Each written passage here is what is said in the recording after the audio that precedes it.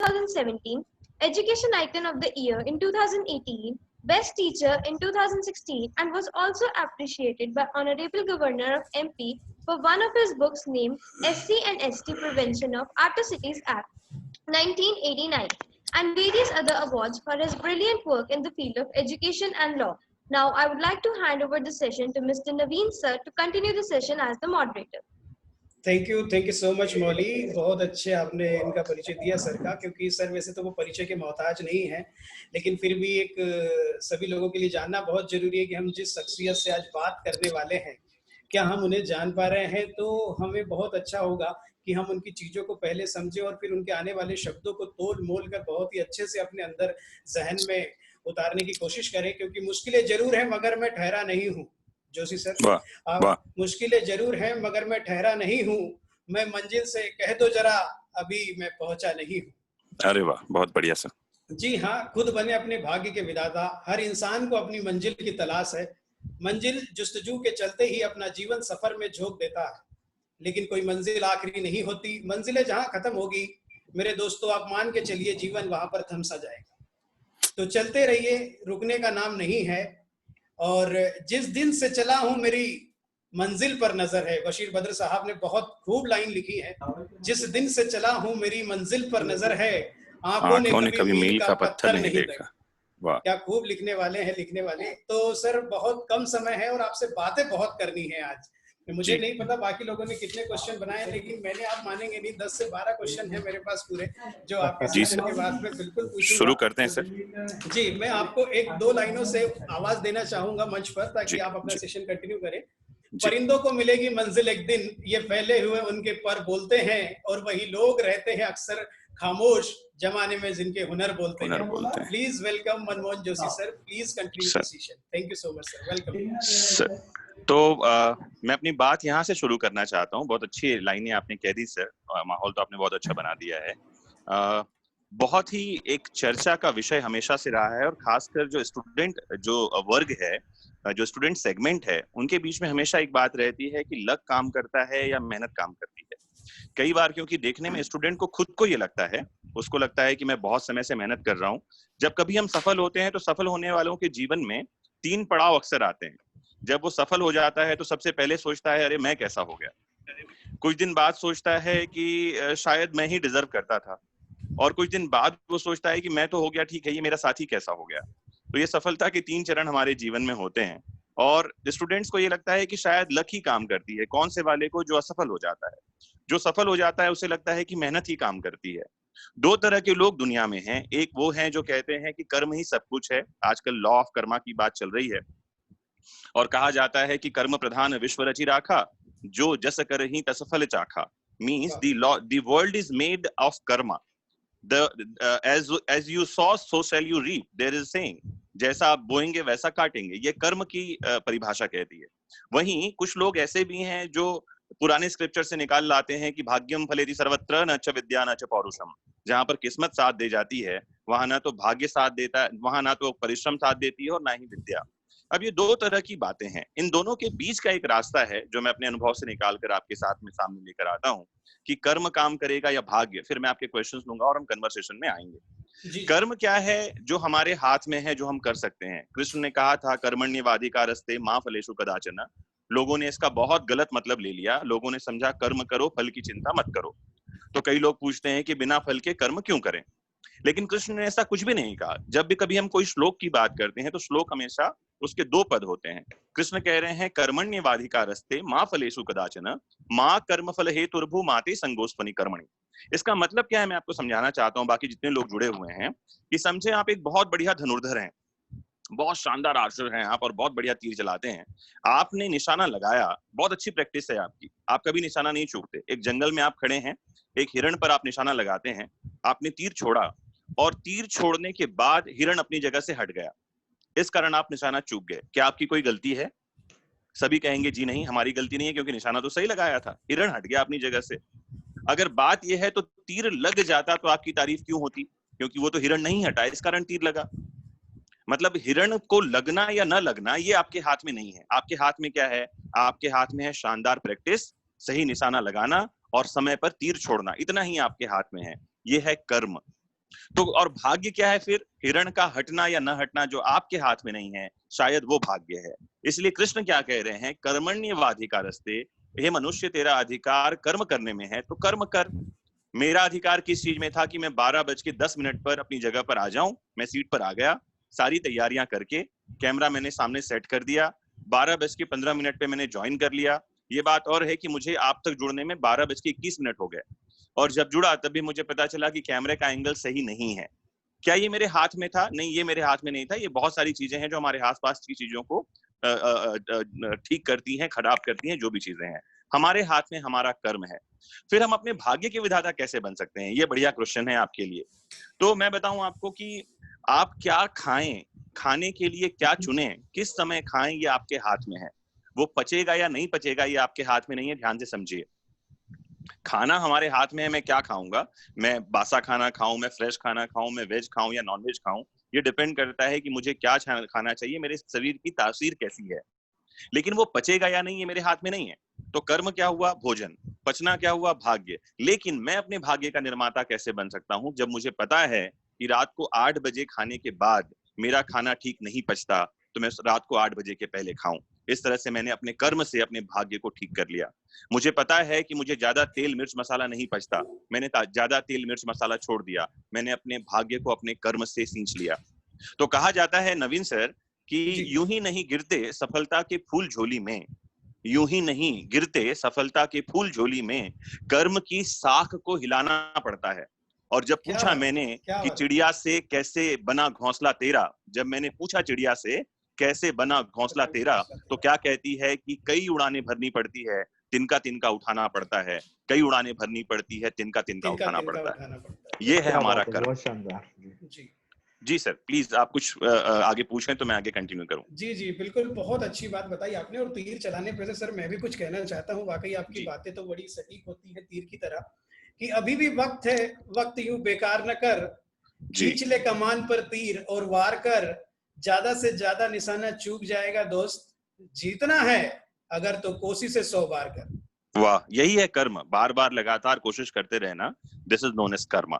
जी जी, please sir आप अभी यदि चाहे तो कंटिन्यू करें, फिर मैं क्वेश्चन बाद में रखता हूं। यदि आप इस पे टॉपिक पे और कंटिन्यू करना चाहें, अपना प्रकाश डालना चाहें तो प्लीज। हम जुड़ते हैं, ज्यादा अच्छा है, हम प्रश्नोत्तरी से जुड़ते हैं तो बेटर होगा। जी जी जी, तो मैं बिल्कुल शुरुआत करता हूं। मैं आपके बारे में और थोड़ा बताना चाहता हूं अभी दर्शकों को कि आप कौटिल्य एकेडमी के सीईओ हैं। कौटिल्य एकेडमी एक बहुत बड़ा नाम है, एमपी नहीं बल्कि पूरे सेंट्रल इंडिया में, जो काफी कॉम्पिटिटिव एग्जाम और खास करके यूपीएससी और पीएससी के एग्जाम्स की तैयारी कराते हैं, उनमें आप अपना योगदान दे रहे हैं। तो हम क्वेश्चन यहीं से चालू करते हैं सर, कि खुद बने अपने भाग्य के विधाता। तो ऐसे बहुत सारे लोग हैं जो अपने भाग्य के विधाता बने हैं, यहाँ से बड़ी बड़ी पोजीशन पर पहुंचे हैं। तो उन सब पोजीशनों के डेडिकेशन को देखकर और उन सब चीजों को देखकर आप स्टूडेंट जो आज की जनरेशन है, कई बार 10-10 बार भी ट्राई करने के बाद सिलेक्शन नहीं हो पाते, कुछ चीजों में अपने भाग्य के विधाता नहीं बन पाते वो, तो उनकी कमियां कहाँ पर रह जाती है? मतलब उस चीज को कैसे आप बच्चों तक पहुंचाना चाहेंगे कि ये अपने मोटिवेशन में रहे और कभी गिव अप ना करें?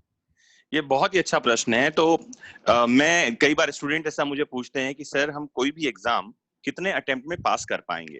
तो मेरा हमेशा ही एक आंसर उनके लिए होता है फर्स्ट अटेम्प्ट में।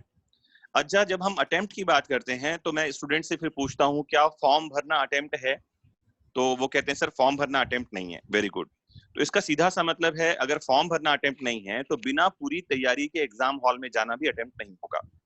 अब पूरी तैयारी से क्या मतलब है? तो पूरी तैयारी से मतलब मेरा समझना है मनसा वाचा कर्मणा, मन वचन कर्म से तैयारी। कई बार ऐसा होता है, हमने देखा है स्टूडेंट पूरे साल मन से लगन से पढ़ाई करता है। मैं अपनी एक स्टूडेंट के बारे में बताता हूँ। 2017 में वो सिविल जज बन गई, अभी तो पोस्टेड भी हो गई वो, तो मैं उसका नाम नहीं लेता, लेकिन आपको कहानी बताऊं कि उसके पापा होम मिनिस्ट्री में पोस्टेड हैं। तो बच्ची और पापा दोनों एक रोज ऑफिस में आए, बहुत ब्रिलियंट बच्ची, और मैंने उससे बात किया, काउंसलिंग मैंने ही दी, और मैंने कहा कि ये बच्ची फर्स्ट अटेम्प्ट में एग्जाम निकाल सकती है, इतना इसमें पोटेंशियल है। पापा बहुत खुश हुए, बच्ची बहुत खुश हुई। अब वो बच्ची साल भर पढ़ती रही और रिजल्ट आया तो वो प्री एग्जाम भी नहीं निकाल पाई। तो जब प्री एग्जाम भी नहीं निकाल पाई तो उसके पापा वापस आए और थोड़े नाराज भी हुए, बोले आप तो बोल रहे थे कि ये एग्जाम एक बार में निकाल पाएगी। मैंने कहा मैं अभी भी वहीं टिका हुआ हूँ, ये एग्जाम एक बार में निकाल पाएगी। फिर मैंने सोचा उनको एक एग्जाम्पल दूं। मेरे पास उस समय नोट 9 फोन था, लेटेस्ट आया था सैमसंग का। मैंने उनको बताया कि सर मेरे पास ये सैमसंग का लेटेस्ट फोन है, मुझे इससे आपकी फोटो खींचनी है, लेकिन अगर कैमरा मैं आपकी उल्टी दिशा में रखूं तो फोटो आएगा क्या? उन्होंने कहा नहीं आएगा। मैंने कहा क्यों नहीं आएगा, कैमरा तो सबसे लेटेस्ट है इसमें। बोले नहीं आएगा। मैंने कहा क्यों नहीं आएगा, कोई कारण होगा। बोले फोकस आपका गलत दिशा में है। हाँ, मैंने कहा ठीक बात है, तो फिर फोटो खींचने के लिए क्या चाहिए, अच्छा कैमरा चाहिए या फोकस चाहिए? तो लॉजिक ये है कि पहले तो चाहिए फोकस। सबसे पहली बात, स्टूडेंट अगर कोई एग्जाम की तैयारी करना चाहता है तो पहले उसको फोकस करना होगा। दूसरे नंबर पे फोकस। कंसिस्टेंसी चाहिए, तीसरे नंबर पे पॉजिटिव सोच चाहिए, और चौथे नंबर पे फिर रिजल्ट अपने आप आएगा। मेरी बात एक बार आपने जो स्टूडेंट सुन रहे हैं उनको बताना चाहता हूँ कि एग्जाम्पल और लूंगा मैं, मेरे पास सारे लाइव एग्जाम्पल्स ही हैं। अभी जब होली था, होली के समय एक स्टूडेंट मेरे पास में आया और उसने मुझे कहा कि सर मैं छतरपुर का रहने वाला हूँ, मैं यहाँ पर मैं यूपीएससी की तैयारी करने इंदौर आया था, लेकिन कुछ ज्ञानियों से वो मिला होगा तो उन्होंने बताया यूपीएससी का एग्जाम टफ है, तो वो बेचारा एमपीपीएससी में एडमिशन ले लिया उसने। तो मुझसे मिलने आया कि सर मैं एमपीपीएससी में एडमिशन ले चुका हूँ, अब मुझे क्या करना चाहिए। और मैंने कहा तुम अभी होली में घर जाओगे क्या? तो वो कहता है हाँ सर मैं होली में घर जाऊंगा। मैंने कहा कब जाओगे? बोले सर होली से 2 दिन पहले। तो मैंने कहा इस बार तुम छतरपुर मत जाओ, इस बार तुम खंडवा चले जाओ। बोले सर छतरपुर मेरा घर है। मैंने कहा तो क्या हुआ, छतरपुर यहाँ से 10 घंटे लगते हैं, टफ है, खंडवा 2 घंटे में पहुंच जाओगे, खंडवा जाओ।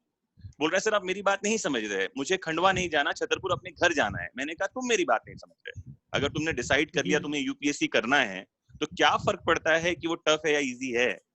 जब मन में है ठान लिया तो लक्ष्य को पा ही जाएंगे, जब दरिया बन के उठते हैं तिनकों से न टाले जाएंगे, चलते भी चलो बढ़ते भी चलो, बाजू भी बहुत हैं सर भी बहुत, बढ़ते भी चलो कि अब देरे मंजिल पे ही डाले जाएंगे।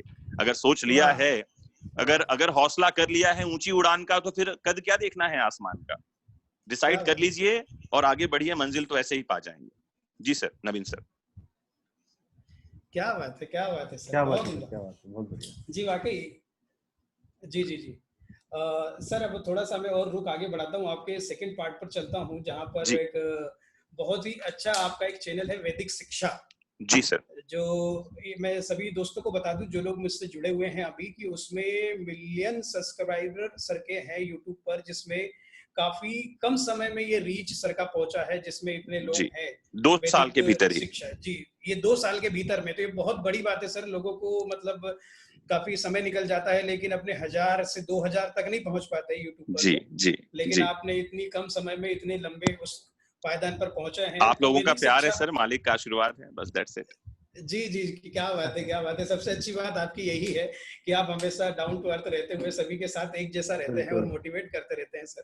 आप, मेरे को बड़ा अच्छा लगता है जब आप मुझे अपना मित्र कहते हैं, लेकिन मैं आज भी कहूंगा कि आप मेरे लिए गुरु समान ही हैं, क्योंकि अरे काफी सर चीजें आपसे शुक्रिया सीख सर, रहा हूँ मैं। शुक्रिया। ये प्रेम बनाए रखिएगा, मैं भी सीखता रहता हूँ क्योंकि। जी जी, बिल्कुल बिल्कुल सर। वैदिक काल में शिक्षा, वैदिक काल जो होता था तो उसमें एक शिक्षा का एक नाम दिया जाता था कि वैदिक शिक्षा है ये, जिसमें ऋग्वेद है, आयुर्वेद है, सारे वेदों का वर्णन होता था। जो आज की जनरेशन को हो सकता है सिर्फ इसके बारे में उतना नॉलेज ना भी हो। आई एम सॉरी टू से, आज की जनरेशन के लिए कह रहा हूं मैं, पहले के काफी लोग जानते हैं इन वेदों को, इन चीजों को, वैदिक काल को। तो सर ये नाम आपको कैसे एकदम से सूझा कि ये नाम मुझे रखना चाहिए, और आपके उस पूरे वैदिक शिक्षा में जो खास करके आपके जो सेशंस है या लेक्चर है, वो किससे रिलेटेड है? कुछ कानून से रिलेटेड है, लॉ से रिलेटेड है, या सभी तरह के हैं? जी, मैं उसमें आता हूँ। एक्चुअली लिखने और पढ़ने का शौक बहुत पहले से रहा। 2013 में सबसे पहले मैंने एक ब्लॉग स्टार्ट किया था, उसका नाम रखा था मैंने लीगल अवेयरनेस इन india.blogspot.com। बहुत कम समय पे बहुत ज्यादा ट्रैफिक उस पर आ गया था और मैं उस पर हिंदी और इंग्लिश दोनों में ही लिखता था। और फिर मुझे लगा कि नहीं, मुझे इसकी रीच बढ़ानी चाहिए, तो 2015 में मैंने एक ब्लॉग स्टार्ट किया, लीगल अवेयरनेस worldwide.blogspot.com। और उस पे मैं लीगल जो जितने भी बातें हैं, एंशिएंट से लेकर इंडियन तक, अमेरिका से लेकर इंग्लैंड तक, कॉमन लॉ से लेकर जो इक्विटी कोर्ट है वहां तक की बातें, प्रिवी काउंसिल से सुप्रीम कोर्ट ऑफ इंडिया तक की बातें मैं उसमें लिख रहा था। अराउंड 70% ट्रैफिक मुझे यूके और यूएस से मिल रहे थे और 30% के आसपास ट्रैफिक इंडिया से था। इंग्लिश में मैं वो ब्लॉग लिखता था, लेकिन गूगल के साथ कुछ डिस्प्यूट हो गई और कुछ मैंने कंटेंट लिखा था जिसको गूगल ने हटा दिया। Actually that was related to rape and rape laws. तो उनका ये कहना था कि ये कंटेंट जो है अप्रोप्रिएट नहीं है, लैंग्वेज अप्रोप्रिएट नहीं है। और मैंने उनको मेल पर ये बताया कि अगर हम रेप लॉज के बारे में बात करेंगे तो वर्ड्स तो आएंगे ही, बिना उसके हम कैसे करेंगे। तो उसने कहा कि नहीं, आप इस प्लेटफॉर्म पे इन चीजों को नहीं रख सकते, और उन्होंने कंटिन्यू हटाया। मैंने वहां लिखना बंद कर दिया। फिर 2017 में जाकर एक बार मन हुआ कि नहीं, अब इसको यूट्यूब पर आना चाहिए मुझे, और हमने चैनल का नाम लीगल अवेयरनेस का ही हिंदी वर्जन रखा, विधिक शिक्षा। तो that is related to law. और जिस पर मैं लगातार वीडियोस डालता हूँ। संडे को हम एक वीडियो उसमें डालते हैं जिसका नाम है संडे मोटिवेशन मंत्रा, और पिछले 2 साल से हर संडे उसमें मोटिवेशन मंत्रा आ रहा है। और उस मोटिवेशन मंत्रा का रीच इतना अच्छा हो गया है आज की डेट में कि पिछले वर्ष ही नवंबर के महीने में इंडिया टुडे ग्रुप ने मुझे the most inspirational personality of India के लिए सम्मानित किया मुंबई में। जी, फोर जी। सीजन होटल में एक प्रोग्राम था जहां पर मैं मलेशिया के काउंसलेट जनरल जो है वो चीफ गेस्ट थे, और इस तरह से जो है चीजें आगे बढ़ी हैं सर।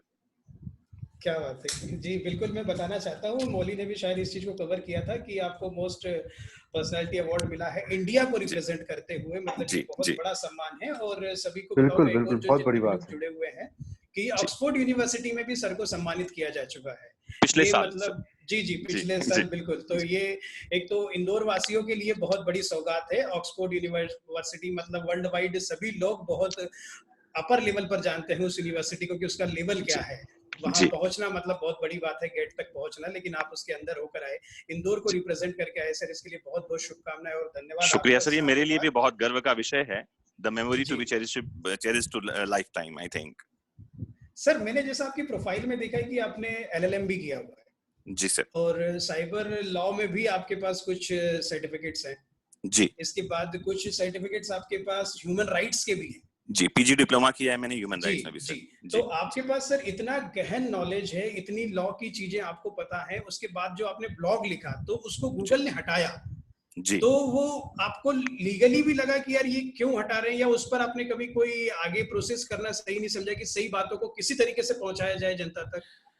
एक्चुअली बताऊं मैं आपको कि लास्ट ईयर नवंबर सितंबर मंथ में हैदराबाद में यूट्यूब का फैन फेस्ट था, जिसमें मैं भी इनवाइटेड था। मैं वहां गया था फैन फेस्ट में, जी और वहां मैंने यूट्यूब पर भी ये बात रखी कि मेरे चैनल पर मैं जब लॉ की बात करता हूँ, तो इसमें जब हम ऑफेंसेस की बात करते हैं, मर्डर की बात करते हैं, रॉबरी, डेकोइटी, रेप की बात करते हैं, तो यूट्यूब भी उन कंटेंट्स को या तो म्यूट कर देता है या हटा देता है। उनका ये मानना रहता है कि ये लैंग्वेज अप्रोप्रिएट नहीं है for the public in general. तो मैंने ये ओके बात यूट्यूब के फोरम पे रखी थी, जहां उनके कैलिफोर्निया के और आई थिंक न्यूयॉर्क से भी एक उनके हेड आए हुए थे कोई। तो मैंने उनके सामने भी बात रखी कि जब हम इन बातों को लोगों तक लाएंगे नहीं, क्योंकि ये तो लर्निंग का पार्ट है, जहां पर मैं पूरा का पूरा इंटरनेट 70% प्लस इंटरनेट पोर्नोग्राफिकल कंटेंट से भरा हुआ है, वहां अगर एजुकेशन के पर्पज से हम कोई बात रख रहे हैं तो इसको आप रखने दीजिए। तो उन्होंने कहा था इसके लिए कुछ सोचा जाएगा। बाकी अपनी बातें मैंने पहुंचाई हैं, लेकिन गूगल से वो सेटल नहीं हुआ, तो फिर मैंने लिखना बंद कर दिया ब्लॉग पर। यूट्यूब पर तो अभी भी चीजें आ रही हैं। Okay okay. जी और एक बात बढ़िया। और आपको बता दूं, मैंने जो वो शिकायत करी थी यूट्यूब के प्लेटफॉर्म पे, हैदराबाद में जो प्रोग्राम हुआ था, मैंने बताया था फैन फेस्ट में, उसके बाद उन्होंने उस यूट्यूब से कंटेंट हटाना बंद कर दिया है। अब यूट्यूब पर मेरे कंटेंट आ रहे हैं, जिस भी चीज पर आ रहे हैं, बस उनको एक गाइडलाइन में, कम्युनिटी गाइडलाइन में उनको एक डिक्लेरेशन देना होता है मुझे, कि इसमें जो लैंग्वेज है वो क्या बच्चों के लिए है, नहीं है, किसके लिए है, लैंग्वेज का वो कैसा, ये सारी बातें रखनी होती हैं, और वो उससे अप्रोप्रिएट मानते हैं। उसमें ऐड कोई भी नहीं आता, बस that is not suitable for add वो कहते हैं ये, और मोनेटाइजेशन के लिए उससे अप्रोप्रिएट नहीं मानते। बाकी अब चीजें आ रही हैं, कंटेंट आ रहा क्या बात है। जी। दुनिया में आज की डेट में देखा जाए सर, तो गूगल और यूट्यूब दो टॉप लेवल पर हैं, और उन दोनों को जी आपने हिला के रख दिया। मतलब ये हम लोगों के लिए बहुत बड़ी बात है जी कि सही बात है, मतलब कि यार गूगल और यूट्यूब के लिए कोई भी कंटेंट और फिर उस पर उन चीजों तक पहुंच जाना, ताकि उन लोगों को भी झुक कर आना पड़े और कहना पड़े कि सर इसके बारे में, मतलब क्योंकि ये वर्ल्ड वाइड चीजें हैं सर, इसमें एक से जी एक धुरंधर जी अपनी चीजें डालते हैं, इसमें जी कोई डाउट नहीं है, कोई डाउट नहीं जी है। जी। और आपने हमारे को इंदौर से और सेंट्रल इंडिया को रिप्रेजेंट किया, इसके लिए really hats off to you. Thank you मैंने सर। देखा सर, एक आप लिखने का शौक तो आपको है ही, इसमें कोई डाउट जी नहीं। आपकी जी 21 बुक्स हैं जो पब्लिश हुई जी है ना, 20। जी तो मैं उसमें SC/ST एक्ट वाले पर आपने जो लिखी हुई है उसमें जरूर बात करूंगा। उसके पहले मैं जी चाहता हूँ सर। कि जो 21 बुक है ये किस टॉपिक पर है? लॉ में आपका सर इंक्लिनेशन ज्यादा है? सारे के सारे टॉपिक लॉ बेस्ड हैं। दो टॉपिक जनरल हैं, एक है हिंदी में विधिक और सामाजिक निबंध, और उसका ही एक इंग्लिश वर्जन है लीगल एंड सोशल एसेज। ये दो टॉपिक ऐसे हैं जो पब्लिक एट लार्ज के लिए, सबके लिए है ये। बाकी सब लॉ वाले स्टूडेंट्स के लिए है, लॉ बेस्ड बुक्स हैं। Okay okay. मतलब आपने जो वो लाइन आपकी लिखी हुई है, जी वो लाइनें बिल्कुल सही हैं, सटीक बैठती हैं सभी पर, कि आपका प्रोफेशन क्या है और आपका पैशन क्या है। जी बिल्कुल। तो इसमें सर हमने एक लिखा था कि MP गवर्नमेंट ने आपको अप्रिशिएट किया था SC ST एक्ट के प्रिवेंशन में जो आपने एट्रोसिटीज एक्ट 1989, जी हाँ, जी हाँ, तो इसके बारे में थोड़ा सा बताएंगे सर, मतलब सभी लोगों को कि क्यों आपको उस समय अप्रिशिएशन मिला था और आपने इसमें क्या नया किया? जी सर, इस बड़ी अच्छी घटना है इसके बारे में, मुझे लगता है इससे भी बहुत सारा मोटिवेशन मिलेगा। मैं तो बहुत मोटिवेट होता हूँ कुछ इन सब बातों से। 2011 में हुआ ये कि MPPSC सिविल सर्विसेज एग्जामिनेशन के सिलेबस में एक्ट जोड़ दिया गया जिसका नाम था SC and ST prevention of act. एक एक्ट और इसमें जोड़ दिया गया protection of civil rights act, और एक आया protection of human rights act. ये 3 एक्ट जो हैं सिलेबस का पार्ट बने, जिसके लिए मार्केट में कोई भी कंटेंट नहीं था। जो कंटेंट थे वो लॉ स्टूडेंट्स के लिए थे, लेकिन वो स्टूडेंट जो ह्यूमैनिटीज के बैकग्राउंड से है, इंजीनियरिंग के बैकग्राउंड से है, या वो स्टूडेंट जो मेडिकल बैकग्राउंड से है, उसके लिए कोई बुक नहीं थी जो उनको इजी लैंग्वेज में चीजें प्रोवाइड करवा पाए। तो मेरे पास रिक्वेस्ट आया कि मैं चीजों को लिखूं, क्योंकि तब भी मैं ब्लॉगिंग और सारी चीजें कर रहा था, पब्लिक प्लेटफॉर्म पे था ही। तो मैंने उस पर एक बुक लिखी। बुक लिखने के बाद एक घटना घटी। घटना ये थी कि मेरा एक स्टूडेंट था जो क्लास में बैठता था। मैं आप सबको बता रहा हूँ, सुनिए, बहुत सेंसिटिव मैटर है, आपको ये जानना चाहिए। उसने बताया ये कि एक प्रॉब्लम हुई उसके घर के पास में। जब मैंने उसको बताया लॉ क्या है, कानून क्या है, SC ST लोगों के लिए क्या चीजें हैं, तो उसने बताया धार के पास एक गांव है जहां पर में प्रॉब्लम ये हुई कुछ समय पहले, कुछ महीने पहले, कि उसके भाई की बारात निकल रही थी, बड़े भाई की। तो उसको घोड़े से उतार दिया गांव के लोगों ने और कहा कि ये इस गांव से जब भी आपको जाना होगा तो आपको पैदल चल के जाना है, यहाँ पर में सवर्ण लोग रहते हैं तथाकथित। ये SC ST और सवर्णों के बीच की लड़ाई थी। तो मैंने कहा कि तुमने FIR लिखवाया? जी, धार के पास एक गांव का मामला है। तो मैंने उससे कहा तुमने FIR लिखवाया? तो उसने कहा हम FIR लिखवाने गए थे, लेकिन पुलिस ने FIR नहीं लिखा। अब मैंने जब लॉ टटोला तो उसमें इस बारे में कोई भी प्रावधान नहीं था कि क्या ये एक ऑफेंस है। इसके लिए मैंने जो उस समय SC कमीशन के चेयरपर्सन थे PL पूनिया साहब, उनको एक पत्र लिखा। रामेश्वर ओरांव साहब ST कमीशन के चेयरपर्सन थे, उनको एक पत्र लिखा। सुप्रीम कोर्ट ऑफ इंडिया के चीफ जस्टिस और हाई कोर्ट मध्य प्रदेश के चीफ जस्टिस को एक पत्र लिखा, और साथ ही गवर्नर ऑफ MP को एक पत्र लिखा कि मैंने इस पर एक विषय पर एक किताब लिखी है और ये किताब अमेंडमेंट मांगती है, क्योंकि 1989 की बुक है, अभी 2012 चल रहा है और चीजें बहुत बदल गई हैं, लोगों को जस्टिस नहीं मिल रहा।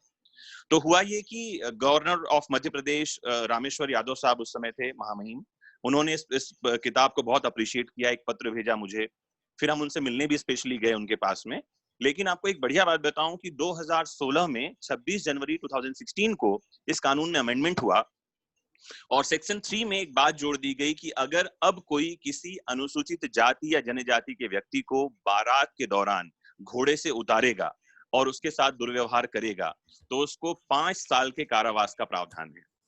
ये मेहनत रंग लाई है सर। ये शब्दशः ये बात शब्दशः जोड़ दी गई है, बारात के दौरान घोड़ी से उतारना, ये शब्द जोड़ा गया है और ये 4 साल की लड़ाई का नतीजा है 2012 से 2016 तक। क्या बात है सर, मतलब ये देखा जाए सर एक तरीके से तो बहुत बड़ी लड़ाई है और जिसका मतलब पूरा श्रेय आपको जाता है। ये केवल SC ST के लिए ही नहीं बहुत बड़ी लड़ाई है और इसका श्रेय आपको जाना चाहिए। ये पूरे ह्यूमैनिटी के लिए मतलब है कि देखा जाए तो इंसानियत के लिए बहुत बड़ी लड़ाई थी जो आपने लड़ी। और वाकई में ये और इससे सर जब गवर्नर साहब ने उस बुक को अप्रिशिएट किया, उनका जब लेटर आया, इस बात से मैं बहुत मोटिवेटेड था कि मुझे लगा कि मुझे करना चाहिए। और मुझे करना क्या है, सिर्फ ईमेल करना है, ट्वीट करना है, लोगों को भेजना है, और बाकी तो मालिक सब ऊपर बैठ के कर ही रहा है। नहीं और सर, न्याय मिलता है सर इस देश में। बड़ी बात है सर, बहुत बड़ी बात है, क्योंकि मैंने देखा बहुत सारे लोग जिंदगी में सिर्फ एग्जीक्यूशन कर रहे हैं, जो चीजें चल रही हैं उसको फॉलो कर रहे हैं। लेकिन यहाँ पे विवेक बिंद्रा जी की बात याद आ रही है, वो बोलते हैं कि इतिहास रटना नहीं है, इतिहास रचना है। तो ये क्या बात करिए सर, कुछ बहुत अच्छा, बहुत ही वैल्यूएबल आपने कंट्रीब्यूट किया है। ऐसा नहीं कि बस समाज में जो हो रहा है वो हमें फॉलो करना है, लेकिन समाज में क्या बदलाव लाने हैं ये आप जैसा लीडर ही कर सकता है। और आपसे इंस्पिरेशन मिलती है स्टूडेंट्स को भी कि वो भी उनकी जिंदगी में ऐसे कुछ करके चीजों को बदलने की एनर्जी लाएं अपने अंदर। मैं बस अपने स्टूडेंट से इंस्पायर होता हूँ सर, और आप जैसे बहुत बुद्धिमान लोग हैं जिनसे जुड़ा हुआ हूँ, और जब आप लोग अप्रिशिएट करते हैं तो लगता है हाँ जीवन में कुछ ठीक ही कर रहे हैं, ऐसा लगता है। Thank you very much. Sir आप हेलो भी बोलते हैं फोन पे, कई बार मैं आपसे बातें करता हूँ तो हेलो बोलते ही मतलब मेरे अंदर एनर्जी का एक संचार जो होता है ना वो मतलब डबल होता है सर, नो डाउट। मतलब मैं इस एज में बोल रहा हूँ, इतना कॉन्फिडेंट होने के बाद ये बातें रख रहा हूँ। काफी स्टूडेंट्स हैं जो मतलब काफी जूनियर है मुझसे, उनके बावजूद ये बात रख रहा हूँ। तो कहीं ना कहीं मैं तो एडमिट करता हूँ इस चीज को कि पर्सनालिटी या पर्सोना एडमायर करना हो तो सीरियसली आपके जैसा होना चाहिए। मैं एक शुक्रिया सर, थैंक यू वेरी कहना भी मच। चाहता हूँ, देखिए आप, मैं वैसे कोई बात नहीं कर रहा हूँ कि हम आपस में जुड़े हुए, इसलिए तारीफ कर रहा जी हूँ। जी एससी जी एसटी एक्ट को आपका इम्प्लीमेंटेशन जी 21 बुक इन लॉ, ये बहुत बड़ा अचीवमेंट। ऑक्सफोर्ड जी यूनिवर्सिटी में जाकर सम्मानित होना, जी उसके बाद गूगल यूट्यूब जैसों को फाइट कराना।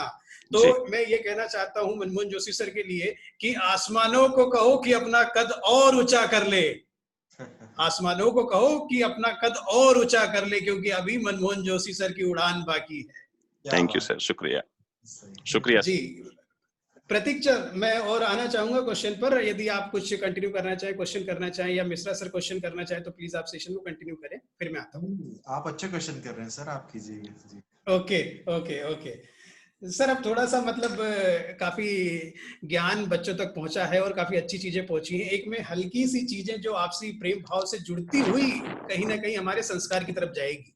जी मैंने जब भी देखा है सिद्धांत सर को और आपको, जी एक मतलब राम और लक्ष्मण की तरह आपका प्रेम नजर आता है, चाहे वो पर्दा हो चाहे पर्दा ना हो।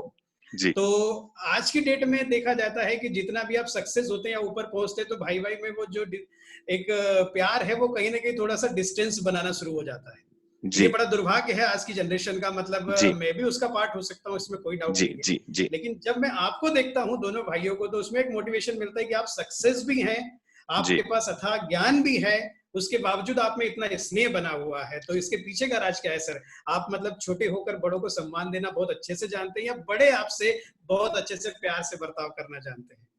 जी सर, एक बड़ा अच्छा शेर है, जी मैं वहां से शुरू करता हूँ इस बात को कि किस बहुत अच्छे शायर ने लिखा है, सुना है बरसात में रहने का अपना मजा है, सुना आहा, है बरसात में रहने का अपना मजा है, सुना है किसी की बारात में रहने का अपना मजा है, आहा, यूं तो रहने को बहुत जगह हैं दुनिया में, लेकिन जी जी, औकात में रहने का अपना मजा है। हाय हाय हाय हाय हाय, क्या बात तो है। क्या बात तो है सर, क्या बात है, बहुत तो बड़ी बात है सर, बहुत बड़ी बात है। मेरा ऐसा सोचना है कि इंसान जीवन में अपनी औकात न भूले। औकात का मतलब ये है कि वो हाँ आया कहाँ से है।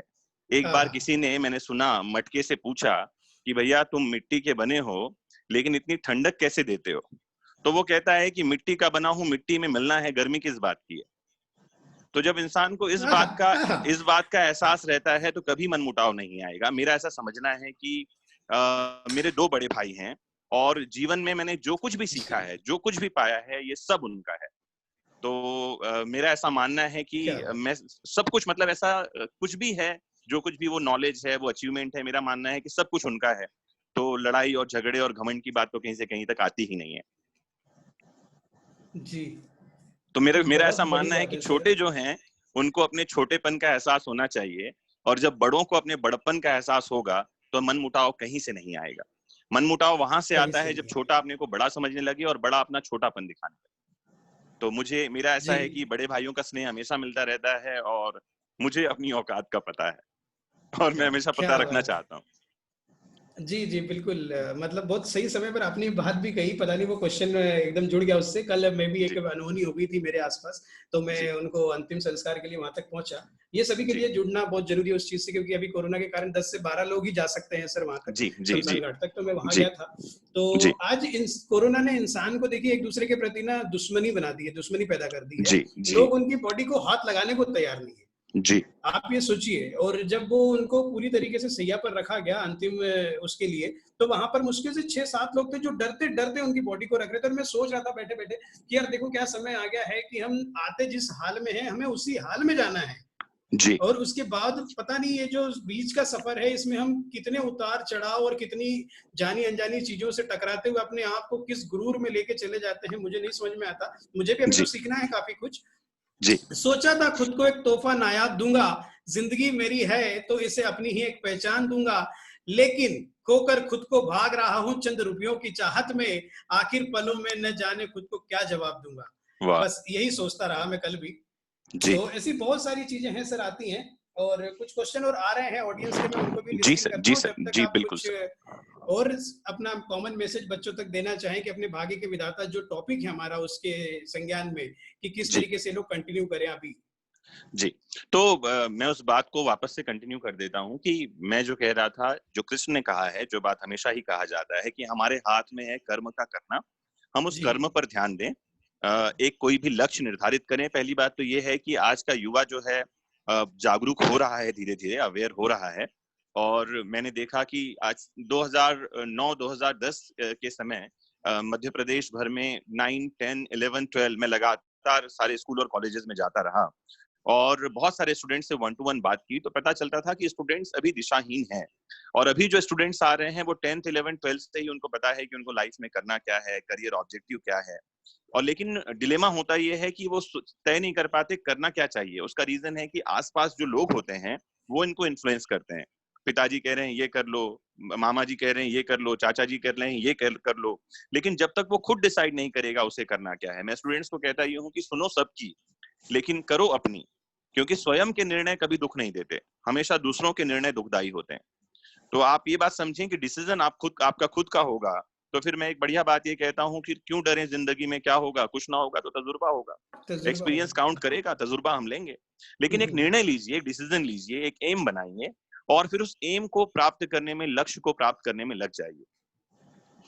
जैसा कि ऋग्वैदिक श्लोक है, उत्तिष्ठ जागृत वरन प्राप्नि बोधयेत, उठो जागो और तब तक सतत प्रयास करते रहो जब तक लक्ष्य की प्राप्ति ना हो जाए।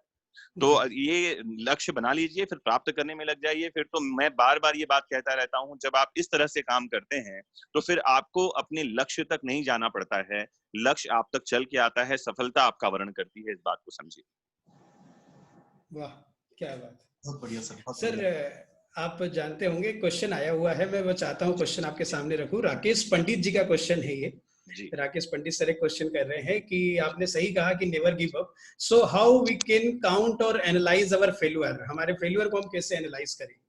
जी, तो सर मैंने एक बड़ा अच्छा कोट कहीं पर लिखा था किसी चीज में और बहुत ज्यादा पॉपुलर भी हुआ ये, कि कहानी ये कि अपनी असफलता में से अनुभव का अ निचोड़ लो, अपनी असफलता में से अनुभव का अ निचोड़ लो, फिर जो बचेगा वो विशुद्ध सफलता होगी। तो जो आदमी अपने मन से काम करता है, मेरा ऐसा समझना है, उसके जीवन में हार या असफलता जैसी कोई चीज नहीं होती, फेलियर नहीं होता। वो या तो जीतता है या तो सीखता है। तो जैसे मैं आपको अच्छे एग्जांपल देता हूँ, एक लाइव एग्जांपल ही। एक मेरा स्टूडेंट है, अगर वो क्या पता जुड़ा हो और कहीं सुन रहा हो या कहीं सुने, तो उसका नाम है मोतीलाल कुशवाहा। अभी बैतूल में डीवाईएसपी पोस्टेड है बालक। तो जब पहली बार मोतीलाल मिलने के लिए आया तो आते ही उसने सबसे पहला शब्द यही कहा था कि सर मुझे डीएसपी बनना है। जब उसने कहा डीएसपी बनना है तो पहले तो मैंने सोचा कि लक्ष्य तो डिसाइड कर लिया, फैमिली बैकग्राउंड क्या है, इकोनॉमिकल कंडीशन क्या है, बहुत सारी चीजें फैक्टर होते हैं जो हमारे चीजों को प्रभावित करती हैं कि आप कितने टाइम में कर पाएंगे, कैसे कर पाएंगे। तो उसकी फैमिली कंडीशन बहुत अच्छी नहीं थी, लड़का बहुत मेहनती था, किसी के यहाँ जॉब करता था 6 घंटे और बाकी समय पढ़ाई करता था। जब पहली बार उसका रिजल्ट आया तो वो बना विमेन एम्पावरमेंट ऑफिसर। रिजल्ट लेकर आया, मिठाई लेकर आया और मैंने उससे बहुत खुश होकर बहुत सारी तारीफ करके बधाई दी कि कहाँ उसकी फैमिली कंडीशन सही नहीं थी, गरीब फैमिली से बिलोंग करता है, कहाँ ऑफिसर बन गया, अब तो जीवन बढ़िया हो गया। लेकिन उसने मिठाई खिलाते हुए एक बात कही सर आप तारीफ और बधाई तो दे रहे हैं लेकिन मेरी लक्ष्य अभी तो मुझे मिला नहीं है। मैंने कहा वेरी गुड, जो सफलता पर के चरम पर पहुंच के अपनी अच्छाई, असलियत और लक्ष्य को न भूले, वही इंसान जीवन में सफल होगा, इस बात को मानकर चलिए, क्योंकि सफलता हमारे सारे होश उड़ा देती है। और वो लड़का मिठाई खिलाते हुए कह रहा था कि सर मेरा लक्ष्य तो अभी मुझे मिला नहीं, तो अब ये बताइए कि करना क्या है। अब जब पहले हमारे मन में आएगा करना क्या है, किस दिन सफलता के, वो क्या सोचता 4 दिन मैं सेलिब्रेट कर लूं फिर करूंगा, ये सोच सकता था। वो उसी दिन पूछ रहा है जब रिजल्ट आया मिठाई के साथ में कि सर मुझे करना क्या है। फिर हमने बैठ के प्लानिंग करी कि क्या करना है, क्या कमियां रह गई होंगी, उन कमियों को कैसे दूर करें। और दूसरे ही एग्जाम में वो लड़का डीवाईएसपी बन गया, आज की डेट में बैतूल में पोस्टेड है डेप्यूटी सुपरिटेंडेंट ऑफ पुलिस के पद पर। तो जब कभी हमारे पास में असफलताएं आती हैं तो बड़ा अच्छा कहा है सोहनलाल द्विवेदी जी ने कि असफलता एक चुनौती है, स्वीकार करो, क्या कमी रह गई देखो और सुधार करो, क्योंकि कुछ किए बिना ही जय जयकार नहीं होती और कोशिश करने वालों की हार नहीं होती। क्या बात। तो देखना होगा क्या कमियां रह गई, कमियों को सुधारना होगा, बस फिर तो सफलता ही सफलता है, आनंद है जीवन में। बहुत बढ़िया। करना चाहूंगा कि जैसे आपने 21 मोर देन 21 बुक्स जो लिखी हैं, उसका इंस्पिरेशन आपको कैसे मिला और कैसे आपको इतना समय आप निकाल पाए उनको लिखने के लिए, वो जज्बा कैसे आप लेके आए, वो कृपया, क्योंकि बहुत सारे स्टूडेंट हैं या मैं भी सोचता हूँ मुझे कोई बुक लिखनी चाहिए लेकिन जी इतने सारे बिजी शेड्यूल में कहीं ना कहीं उस तक पहुंच ही नहीं पाते हैं, सोच ही नहीं जी। पाते, सोचते रह जाते हैं। वो कृपया तो थोड़ा सा बताएं सर। सर एक्चुअली जो पहली बुक मैंने लिखी थी, उस बुक को लिखने में मुझे लगभग 6 से 7 महीने का समय लगा, बहुत टाइम लगा। और उसके बाद मैंने पीछे मुड़कर नहीं देखा, क्योंकि उस बुक को बहुत अप्रिशिएशन मिला। लॉ की बुक को 10 महीने के भीतर ही, 6 महीने के भीतर ही लगभग 10,000 कॉपी उसकी बिक गई।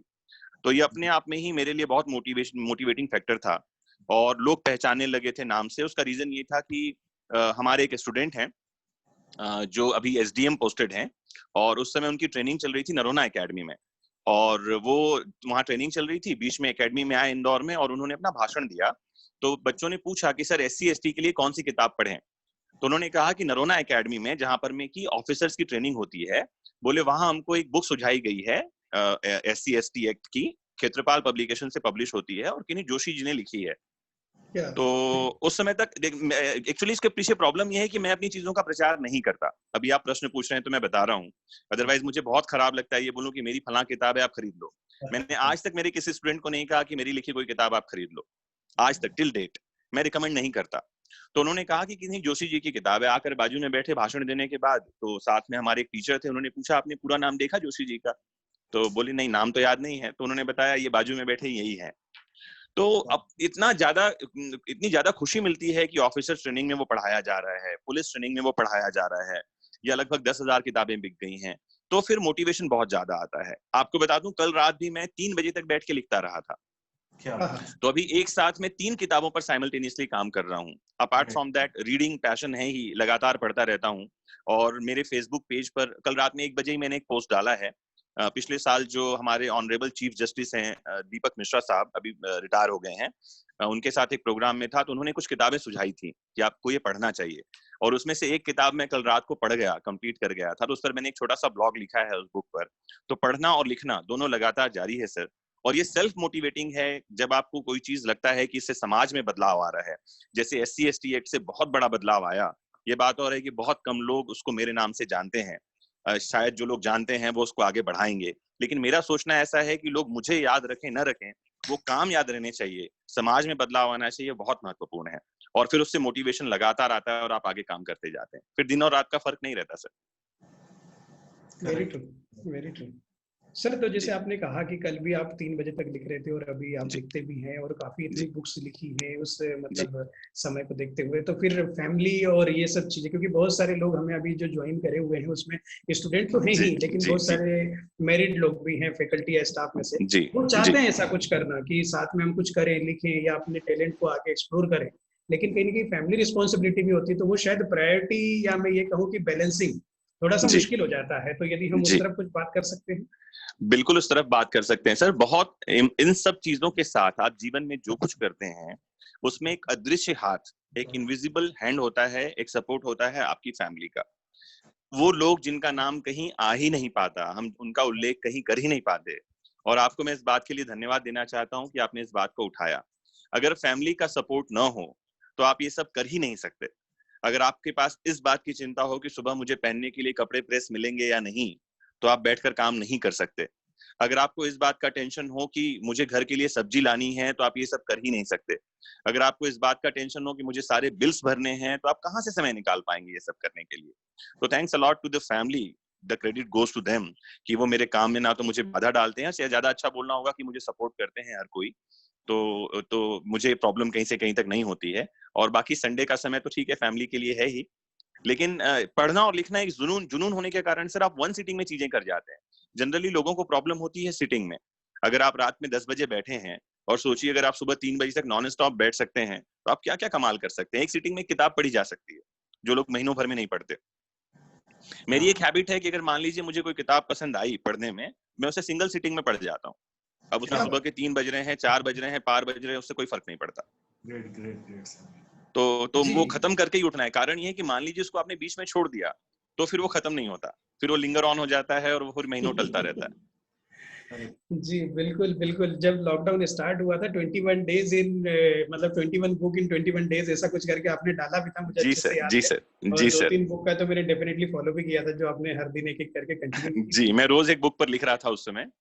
हाँ, तो यही जी डिफरेंस जी है सर आप में और मेरे में कि आप कंटिन्यू कर गए चीजों को और मैं वहां से बस कंटिन्यू नहीं कर पाया, तो वो गैप बहुत बड़ा हो गया फिर। आप अ, कंटिन्यू करिएगा सर, बड़ा आसान है। जी जी बिल्कुल बिल्कुल सर, जी आपका साथ रहा तो चीजें धीरे धीरे बिल्कुल कंटिन्यू होंगी, इसमें कोई डाउट नहीं है। जी सर। सर आपने उस पे ह्यूमन राइट्स पे भी एक डिप्लोमा किया, जी जी, ऐसे ही ह्यूमन राइट्स पे बहुत। मैंने डिप्लोमा भी किया है और ह्यूमन राइट्स पे मेरी एक बुक भी है सर। जी protection of human rights act 1993 पर एक बुक भी मैंने लिखी है। ओके, क्या बात है। जी मेरा क्वेश्चन उसी के आसपास था कि सर आज की डेट में चाहे मैं हूँ, चाहे कोई भी पढ़ा लिखा व्यक्ति हो, चाहे हम डॉक्टरेट हो जाए, पीएचडी हो जाए या अपार ज्ञान हो जाए, लेकिन फिर भी जी जो बेसिक हमारा ह्यूमन राइट्स होना है वो बहुत लोगों को नहीं पता, जी है ना। तो वो ह्यूमन राइट्स के बारे में या जो बेसिक ह्यूमन राइट्स है, आप उस पर थोड़ा सा प्रकाश डालें। और एक और बहुत अच्छा क्वेश्चन आया है, मैं उनका नाम भी लेना चाहूंगा सर, क्योंकि उन्होंने क्वेश्चन जी किया, बहुत अच्छा क्वेश्चन किया है अभी। जी मुकेश कुमार जो भी है, जी मुकेश कुमार मेरी आवाज सुन रहे हैं, उनका भी ये क्वेश्चन है कि सर अभी जो लेबर की प्रॉब्लम है, जी तो उनके लिए कोई लॉ या कोई चीजें ऑर्डिनेंस में पास होने का ऐसा कुछ लगता है आपको, या उनके लिए कुछ चेंजेस होने चाहिए, क्योंकि ये बहुत बड़ा मुद्दा बनेगा और बहुत ज्वलंत मुद्दा है आज की डेट के हिसाब से। अभी सर लाखों आपको करोड़ों लोग। जी जी जी आपको मैं बता दूं, अभी तो एमपी, यूपी और गुजरात, इन 3 स्टेट्स ने लेबर लॉज में अमेंडमेंट कर दिया है। और अभी तो उन्होंने कर ये दिया कि लेबर जो आवर्स हैं, जो श्रम के समय है दिन भर में, उससे 12 घंटे का कर दिया है। Human rights watch, international human rights watch ये कहता है कि एक सप्ताह में, 1 वीक में 40 आवर्स, 40 घंटे अगर आप काम किसी से करवाते हैं तो ये ह्यूमन है। अगर आप 40 घंटे से ज्यादा काम करवाते हैं तो ये एक्सप्लॉइटेशन है, ये ह्यूमन राइट्स का वायलेशन है। इसीलिए बहुत सारे संस्थान में 8 hours a day and 5 days a week का काम शुरू हो गया है। 5 8 40 आवर्स चलता है। ये एज पर जी ह्यूमन राइट्स वॉच है। तो इसके लिए तो सुप्रीम कोर्ट में पिटीशन अभी गया है, और मुझे लगता है कि सुप्रीम कोर्ट इस लॉ को बर्खास्त करना चाहिए, इसको सेट असाइड करना चाहिए। उसका कारण है कि ये ह्यूमन राइट्स के अगेंस्ट है। हाँ, आप पूछ रहे थे कि human rights, basic human rights की लोगों को जानकारी नहीं होती। उसका कारण ये है बेसिक ह्यूमन राइट्स के जानकारी न होने का, कि बेसिक ह्यूमन राइट्स सर आपके और मेरे अगेंस्ट है। आपके मेरे मतलब पेरेंट्स के अगेंस्ट है बच्चे के लिए। जैसे एग्जांपल दूं, human rights watch section 6, universal declaration of human rights 1948 एक सार्वभौमिक घोषणा है जो वर्ल्ड वाइड एक्सेप्ट किया गया है। 10 दिसंबर 1948 को यूएनओ की जनरल असेंबली ने इसे एक्सेप्ट किया है। और उसके सेक्शन 6 में ये लिखा हुआ है कि कोई भी किसी को टॉर्चर नहीं कर सकता। आप मुझे सुन पा रहे हैं?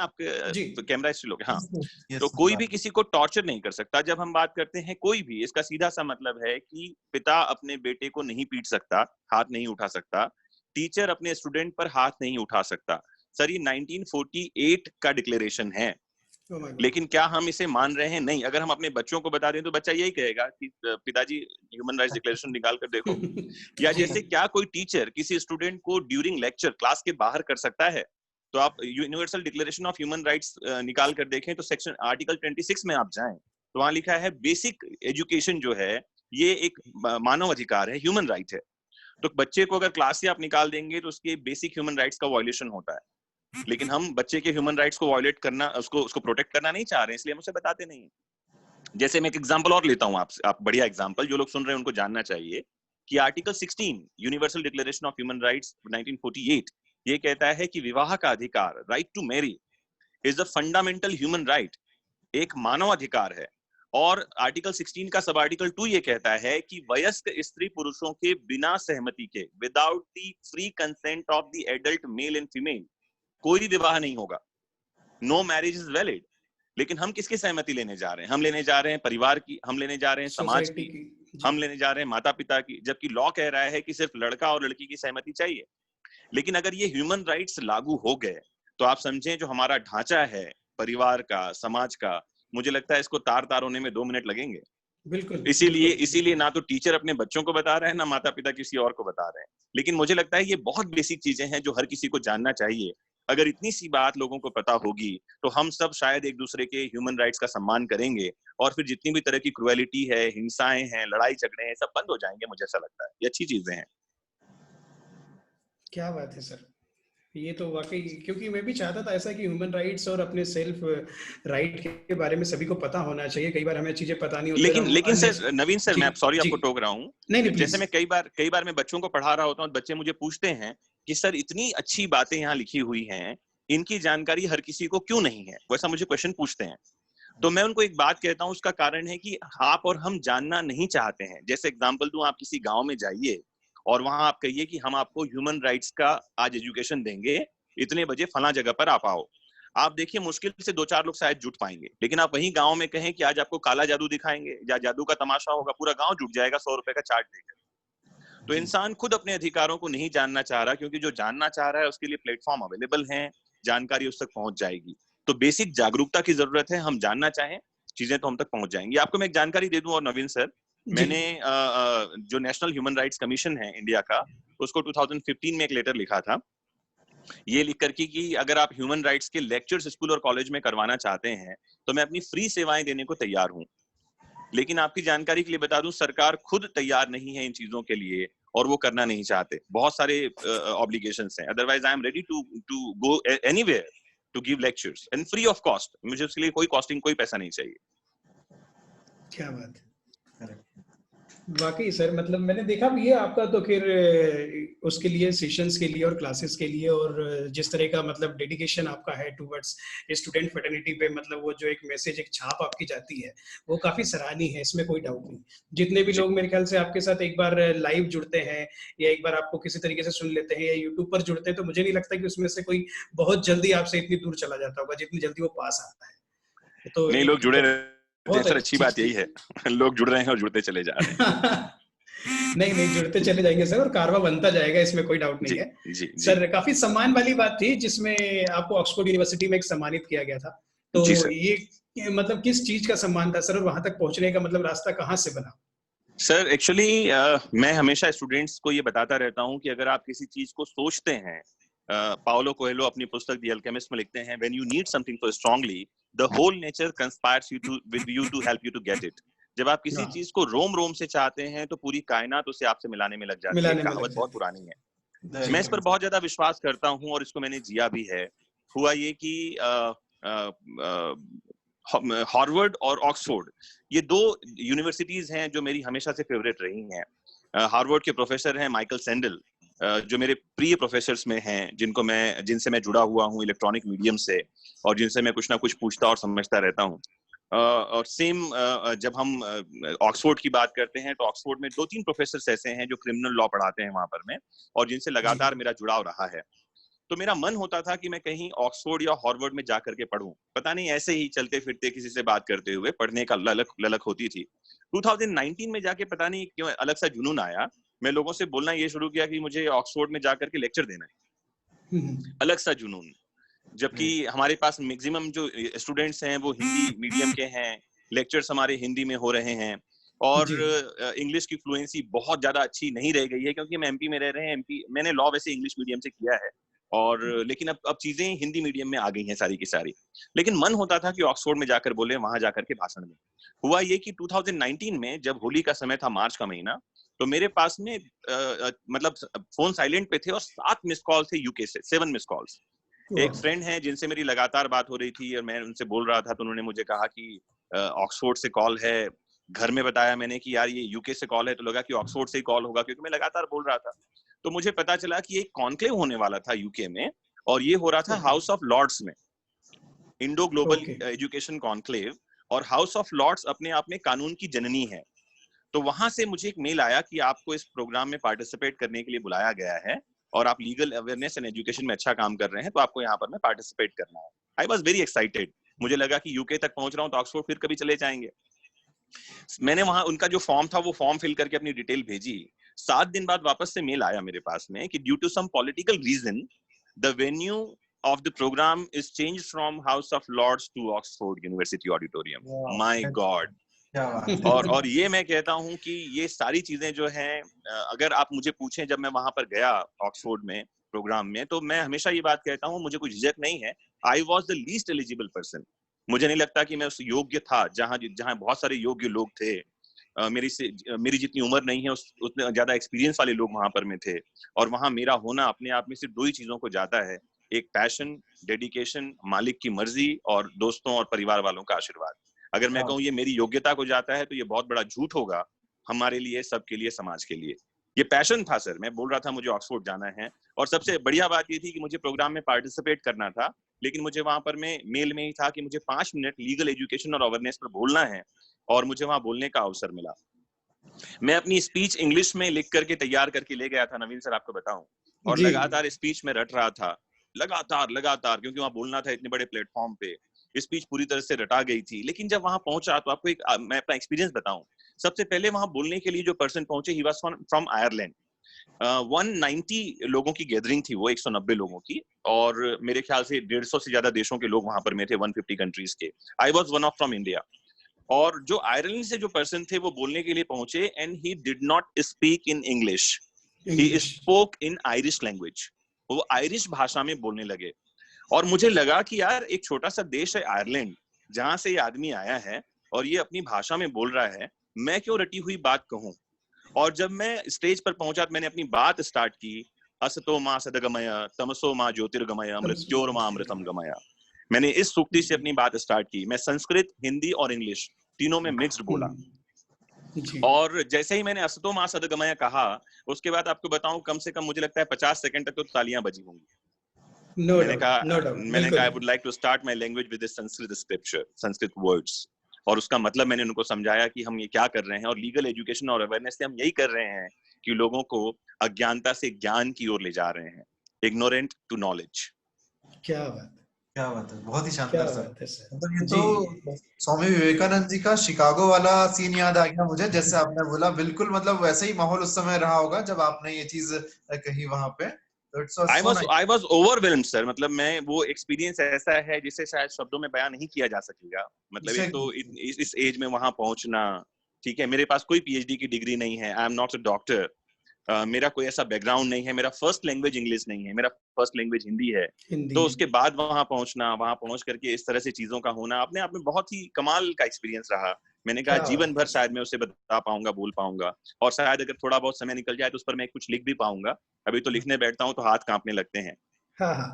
अरे सर, क्या बात है सर, बहुत बड़ी बात है। मतलब जितने लोग आप बता रहे हो और जितनी कंट्री से, आपने बड़े सिंपल से लहजे में कहा कि इतने लोग थे, वो सर आम लोग नहीं थे, वो है ना, वो एक महान लोग थे, महान लोग थे सर। और आप भी उन महान लोगों में से एक ही रहे हैं, हिंदुस्तान को रिप्रेजेंट करते हुए।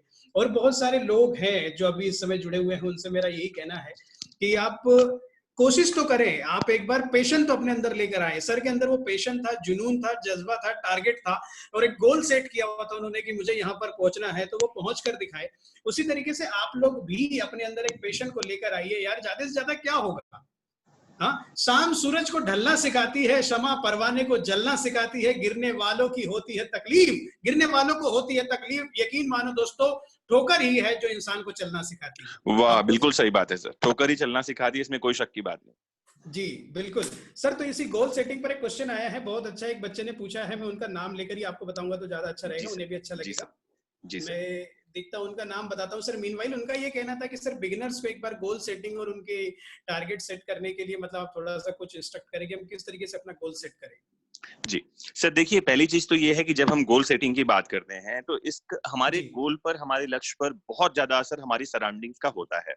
सराउंडिंग्स का असर होता है मतलब ये कि एक बच्चा जब थोड़ा बड़ा हो रहा होता है तो उसको सबसे पहले एक उसका आदर्श जो दिखाई पड़ता है वो होता है टीचर। तो वो सोचता है मैं टीचर बन जाऊं। तो उसको टीचर बनने का लक्ष्य कैसे आया? क्योंकि उसने देखा, वो जिस चीज को देखकर इंस्पायर होगा वो बनना चाहेगा, उसमें कोई शक की बात नहीं है। क्योंकि तभी वो जानता है, जैसे मामा जी पुलिस में है तो उसको लगता है पुलिस बन जाऊं, चाचा जी अगर एडवोकेट है उसको लगेगा मैं एडवोकेट बन जाऊं। तो हमारे लक्ष्य का पहला तो हमारी सराउंडिंग्स पर असर पड़ता है। दूसरी बात यह है कि हमारी लाइकिंग्स भी उस पर डिपेंड करती है। समझिएगा, मैं हमेशा स्टूडेंट से कहता हूं कि आपका जो जीवन है, अगर वो आपके दाना पानी अर्न करने के लिए, ब्रेड एंड बटर अर्न करने के लिए ही आप उसमें लग जाएंगे तो जीवन वेस्टेज हो जाएगा, खराब हो जाएगा। तो लक्ष्य जो आप बनाएं वो ऐसा बनाएं जो आपकी रुचि से संबंधित हो, आपके इंटरेस्ट से रिलेटेड हो। तो पहले आप देखें आपका इंटरेस्ट किस चीज में है। जैसे मैं आप लोगों को एग्जांपल ही देता हूं कि हमारे समाज में एक चीज है कि 10th के बाद अगर बच्चे के अच्छे परसेंटेज हैं, एक तो मैं आपको एक बात और बताऊं कि पहले ऐसा चलता था कि माता पिता बच्चे का जीवन डिसाइड करेंगे। कौन डिसाइड करेगा? माँ बाप। अब जब चाचड़ साहब आ गए 3 इडियट्स के बाद, उन्होंने बताया माँ बाप कौन होते हैं, बच्चा डिसाइड करेगा।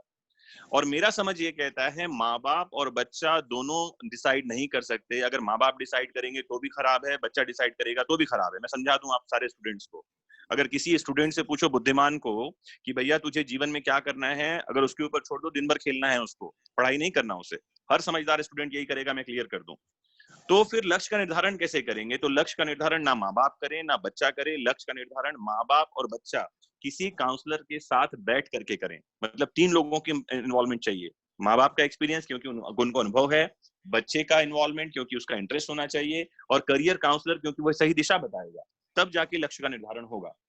तो होता क्या है कि 10th के बाद अगर अच्छे परसेंटेज आए तो बच्चे को मैथमेटिक्स में डाल दिया जाता है, आज भी ये ट्रेंड है। थोड़े कम आए तो उसको बायो में डाल दिया जाएगा, और कम आए तो कॉमर्स में, बच्चे किसी आर्ट्स में चले जाते हैं।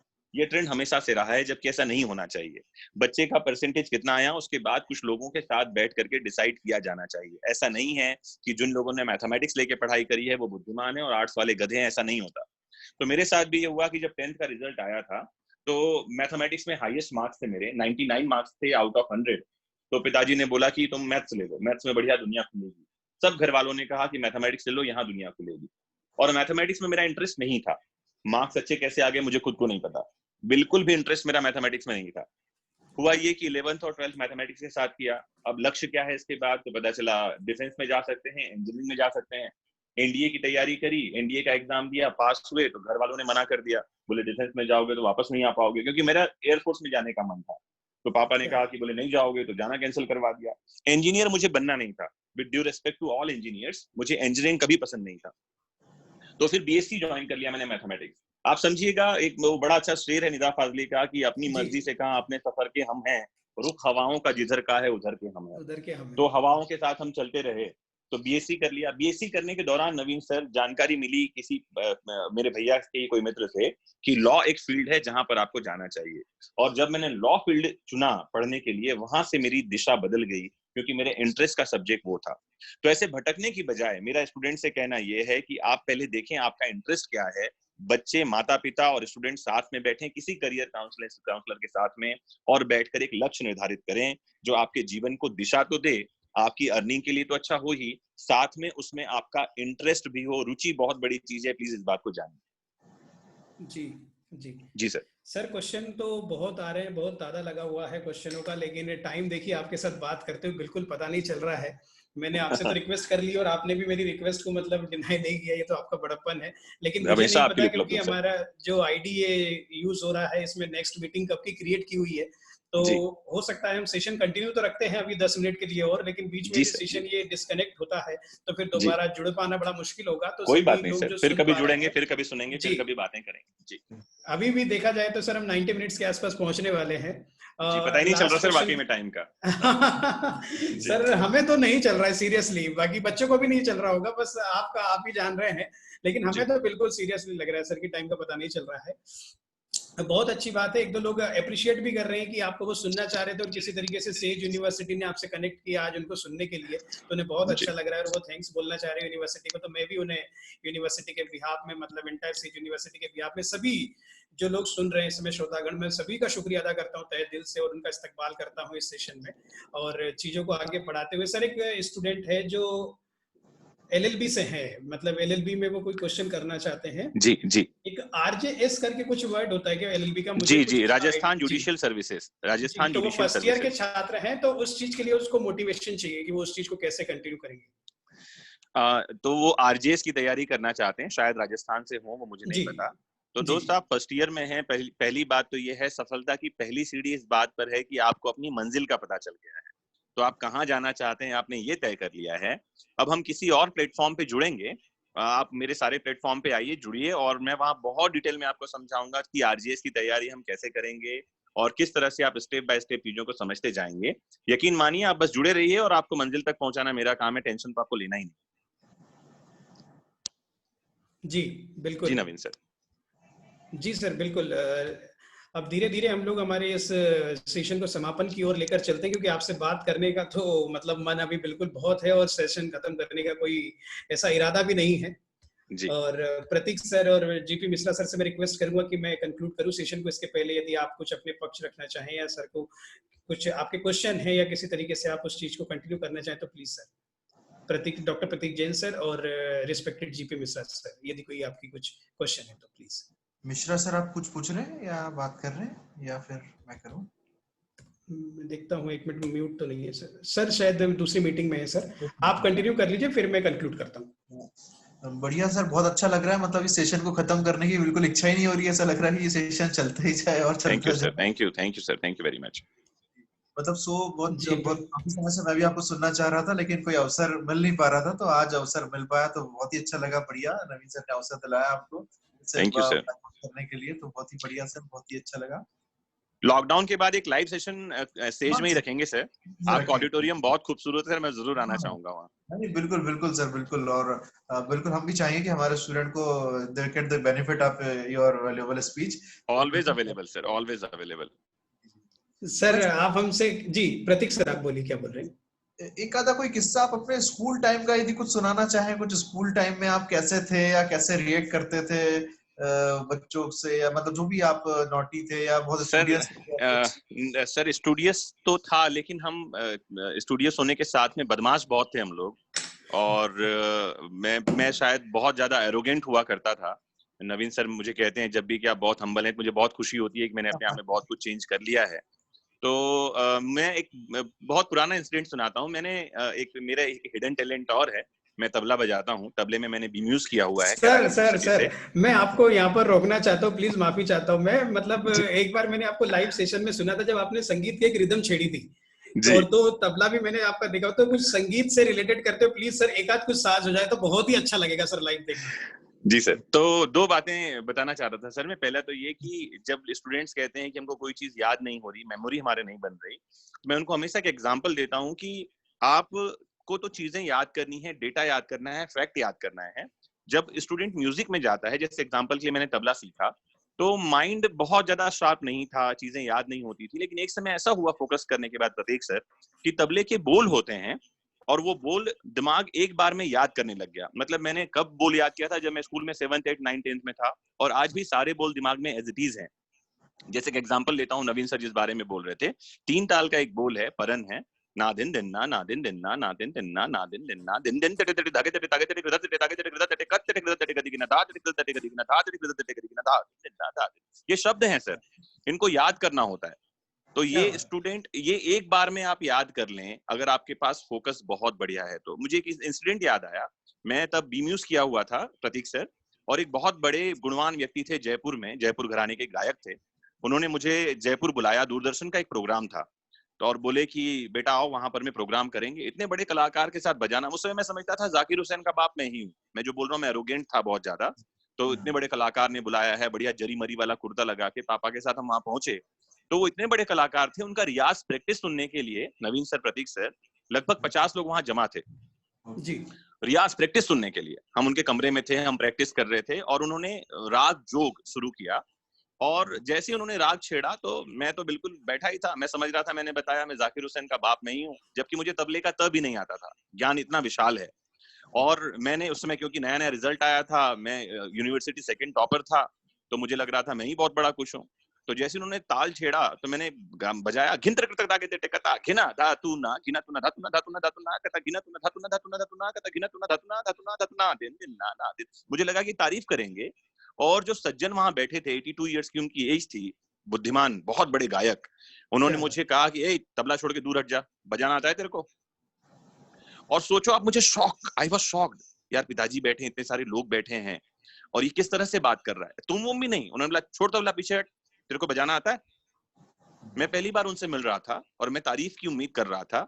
मुझे लगा कि तबला उठा के उनके सिर पे मार दूं और यहाँ से निकल जाऊं। ये मेरा मिजाज था। लेकिन आप समझिए पता नहीं क्या हुआ, कहाँ से सरस्वती देवी की कृपा हुई। मैंने कहा गुरुजी माफी चाहता हूँ, कुछ गलती हुई तो बताइए। मेरे पास इतनी समझ नहीं थी, मुझे नहीं पता ये शब्द कहाँ से आया, ये मेरे शब्द नहीं है। उन्होंने कहा बाजू में कागज पेन रखा है, उठा। मैंने उठाया। उन्होंने कहा तबले का कुछ बोल लिख। उन्होंने लिखाया धाधा तेटे धाधा तूना ताता तेटे धाधा तूना।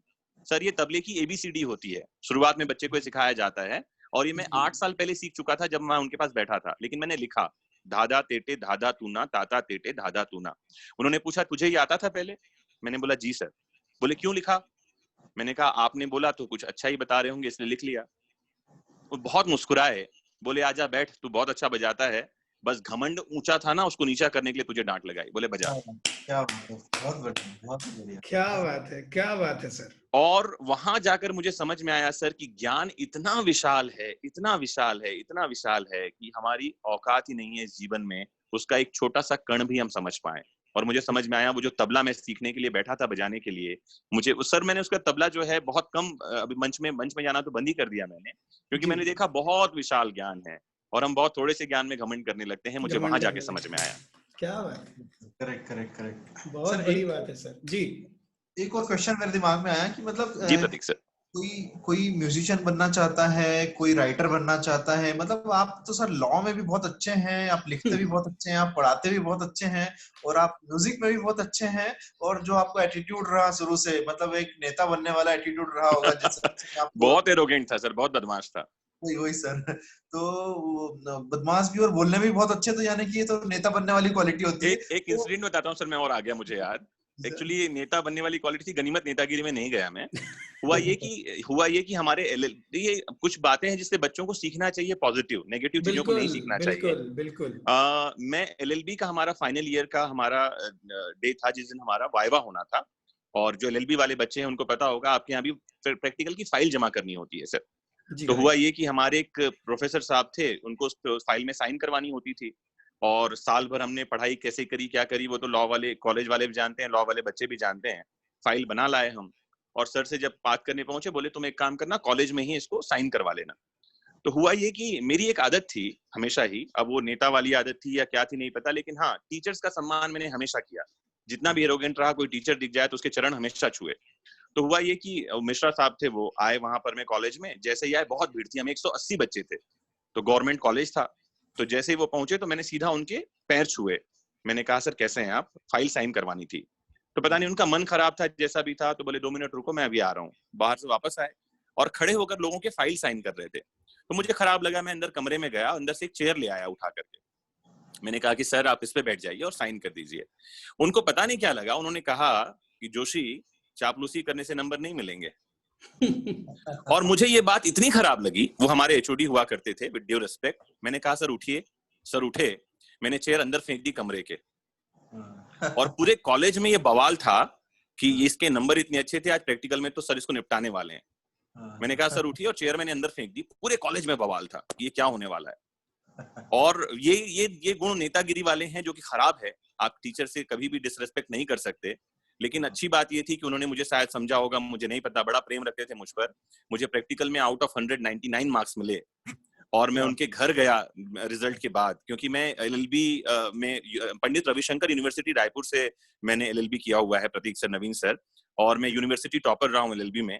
तो मैं बाकायदा मिठाई लेकर गया उनके पास में, और मैंने जाकर मिठाई उन्हें खिलाई, और मैंने कहा सर मैं चरण नहीं छू रहा आपके, कहीं आपको ये न लगे कि चापलूसी है, मैं रेस्पेक्ट कर रहा था, आप रेस्पेक्ट को समझिएगा।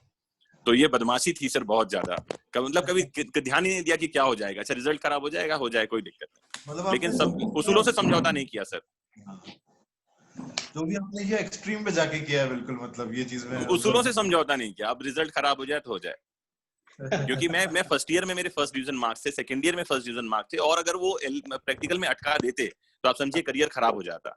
वो कितने अच्छे थे, मैं उनकी महानता की बात करूंगा, वो बहुत महान व्यक्ति रहे हैं, अभी तो उनकी डेथ हो गई, बहुत महान व्यक्ति थे, और मेरा उनको शत शत नमन है, और जो मैंने किया उसके लिए मुझे हमेशा क्षमा प्रार्थी होना चाहिए उनके लिए। तो बहुत ही बढ़िया सर आपने इंसिडेंट सुनाया। मैं इसी से स्टूडेंट्स को भी कई बार कंफ्यूजन होता है कि जैसे उनको म्यूजिक में जाना चाहिए, या उनको टीचर बनना चाहिए, या ऑथर बनना चाहिए, या तो आपको कैसे बैलेंस करते हैं इन चीजों में, मतलब आपको इतनी सारी क्वालिटीज जो आप में है आपके अंदर। मेरा समझना ऐसा है सर कि एक होती है हॉबी, एक होता है हमारी आजीविका के साधन, और एक होता है हमारा जीवन में हम क्या करना चाहते हैं, दी अल्टीमेट गोल। ये तीनों चीजें कई बार कुछ लोगों को एक हो जाती हैं, कई बार तीनों कुछ लोगों के साथ एक नहीं होती। जैसे मैंने बताया कि मैं जब स्कूल लाइफ में था, जब मैं तबला बजा रहा था, तब मुझे कई बार ये लगता था कि मैं आगे चल के तबला वादक ही बनूंगा। लेकिन जब मैंने देखा कि लोग कहीं और दूसरी दुनिया में हैं, मतलब समझिए कि तबला वादक जो उस समय मेरे आसपास जो मैं बजा रहा था, मुझे लगता था मेरी तुलना आसपास के लोगों से मैं करता था, लेकिन जब मैंने देखा कि एक्सट्रीम लेवल पे लोग कर रहे हैं, तो मुझे लगा कि नहीं, शायद मैं वहां पर मैं जाकर के इतना अच्छा नहीं कर पाऊंगा। तो अपने आप को सेल्फ एनालिसिस करना पहले बहुत जरूरी है कि आप किस चीज में एक्सेल कर सकते हैं। तो मैंने एनालिसिस ये किया कि नहीं, मेरा जो बैकग्राउंड है, मेरे घर में कोई म्यूजिशियन नहीं है, कोई तबला वादक नहीं है, कोई गायक नहीं है, आसपास दूर दूर तक कोई नहीं है, खून में कभी वो चीजें नहीं रही, तो मुझे लगा शायद मैं इसमें एक्सेल नहीं कर पाऊंगा, और मैंने उसको कम किया। अदरवाइज मुझे लगता था कि मुझे तबले में ही सब कुछ करना चाहिए। जब मैं लॉ के फील्ड में आया तो मुझे लगा कि नहीं, हाँ ये फील्ड है जहां मैं एक्सेल कर सकता हूँ, तो मैंने उस पर अपना 200% देना शुरू किया। जब मैंने किताब लिखी तो मुझे लगा कि हाँ ये काम भी मैं अच्छे से कर सकता हूँ, तो उस काम में मैं फुल फ्लैश आ गया। तो अपने को अपनी क्षमताओं को पहचानना होगा, और समय सबके पास 24 घंटे ही है। मैक्सिमम लोग अपना समय खराब कर देते हैं सर यहाँ वहां।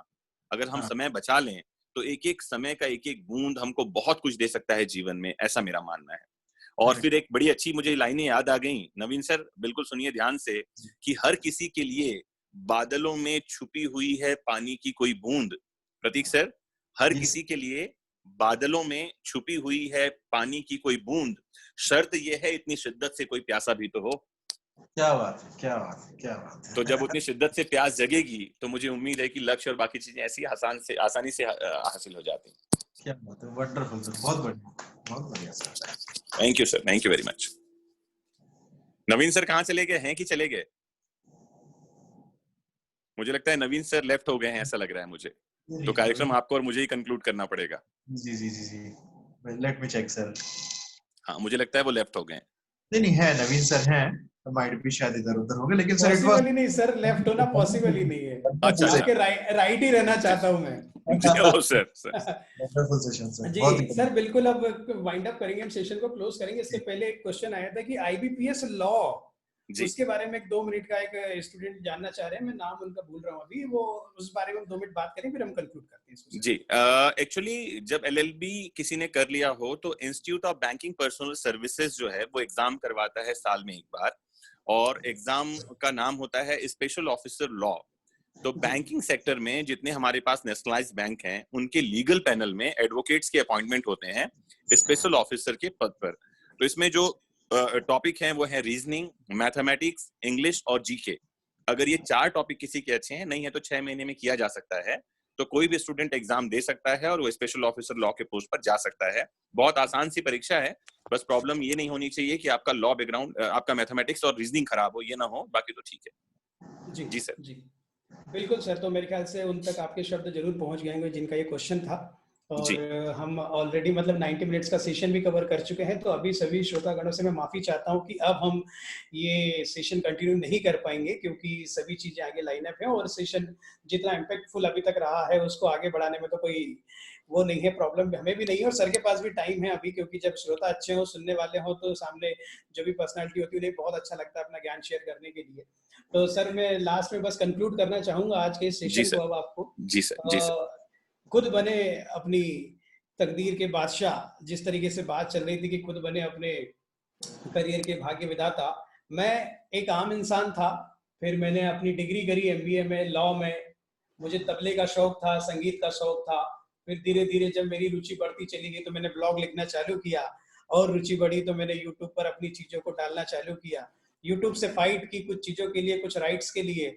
फिर गूगल तक को हड़काया थोड़ा सा, उसको भी समझ में आया कि यार कोई एक बंदा है 30, 35, 40 साल का, हिंदुस्तान में इंदौर में रहने वाला, जिसने 21 21 ईयर्स 21 जी। तो एक ऐसा सज्जन है जिसने कहीं ना कहीं उसको चैलेंज किया, ऑक्सफोर्ड में जाकर सभी को सम्मानित किया। उन कंट्री जो 150 देश वहां पर थे उनमें से एक हिंदुस्तान से थे, उसमें कहीं ना कहीं मैं शुमार था। तो 21 बुक का मैं राइटर भी हूँ, यूट्यूब ब्लॉगर, गूगल, तबला और जितनी भी संगीत में शिक्षाएं हैं, बड़े भाई का प्यार, स्नेह है, और अपनी औकात को हमेशा ध्यान में रखना, जो वर्ड यूज में करता हूँ, ऐसा मैं मनमोहन जोशी बिल्कुल सिंपल सा हूँ। सर ये आखिरी की 2 लाइनें आपको समर्पित करते हुए मैं सेशन को विराम देना चाहूंगा। इसमें कोई डाउट नहीं है कि आपके लिए जितना बोला जाए उतना कम होगा। इसके लाइन के खत्म करते हुए सेशन ऑफ करूंगा। उसके पहले जितने भी लोग जुड़े हैं, जितने भी लोगों ने आज हमें सुना है, मैं उन सब का तहे दिल से शुक्रिया अदा करता हूं, क्योंकि आप होंगे, ऑडियंस होगी, ऑडियंस को एक एक शब्द में से कुछ भी सीखने को मिलेगा तो हमारे इस सेशन का मकसद पूरा होगा, तभी आप बन पाएंगे अपने भाग्य के विधाता। अब तो ऐसे इतनी चीजों को अचीव करने वाले, ऑक्सफोर्ड में परचम लहराने वाले, उसके बाद 6 times in a row continuously education excellence award मिला है आपको since 14 to till date 28 6 times in row. ऐसे बहुत सारे अवार्ड हैं मेरे पास जो आपकी वो है उसमें, अब वो सब बताना तो बड़ा मुश्किल है, लेकिन ऐसे बहुत सारे हैं जितने भी लोग सुन रहे हैं वो इनके सर के अवार्ड।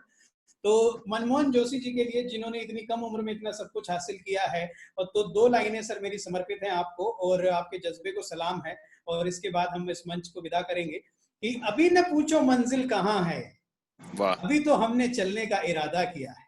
वाह। अभी न पूछो मंजिल कहाँ है, अभी तो हमने चलने का इरादा किया है, न हारे हैं न हारेंगे कभी, ये खुद से वादा किया है, ये खुद से वादा किया है। Thank you so much sir, thank you so much behalf of entire says university. सभी की तरफ से स्नेह और प्यार आशीर्वाद आपके लिए, बड़ों की तरफ से। जिस तरीके से जिस मुकाम पर आप पहुंच रहे हैं उसमें और स्पीडली आप उस मुकाम तक पहुंचे, और आपका साथ जितना भी स्टूडेंट फ्रेटर्निटी है, जितने भी लर्नर्स हैं जो आपको देखकर सीख रहे हैं, उन पर हमेशा बना रहे। जी सर। ये स्टूडेंट्स ही हैं सर। मुझे कई बार पूछा जाता है कि मेरा इंस्पिरेशन कौन है, मैं किससे इंस्पायर होता हूं, तो ये जो स्टूडेंट्स हैं दे आर माय इंस्पिरेशंस। मैं अभी जब कभी भी कोई किताब लिखता हूं तो मैं डेडिकेट करता हूं मेरे स्टूडेंट्स को ही, क्योंकि उनसे ही मैं सीख रहा हूं और उनके लिए ही मैं हूं। अगर ये सुनेंगे नहीं तो हम बोलेंगे किन के लिए। तो मैं सभी स्टूडेंट्स को थैंक यू कहता हूं जो जुड़े थे। प्रतीक सर और आपका बहुत बहुत धन्यवाद। सेज यूनिवर्सिटी को थैंक यू कि उन्होंने मुझे अपॉर्चुनिटी दिया। Thanks a lot. और कभी आपके ऑडिटोरियम में बहुत जल्दी मिलेंगे लॉकडाउन के बाद। बिल्कुल sir, waiting for you sir. जी जी जी बिल्कुल sir, thank you so much, thank you so much everyone, जिन लोगों ने भी हमें इतना स्नेह और प्यार दिया और इस सेशन को सक्सेसफुल बनाया। नाउ आप लोग घर पर रहिए, सुरक्षित रहिए, नियमों का पालन कीजिए, जल्दी लॉकडाउन से उभरने की कोशिश करेंगे, सभी लोग कर रहे हैं, और जब दोबारा जरूर मिलेंगे हम लोग। थैंक यू सो मच, शुक्रिया। Thank you sir, thank you. Thank you.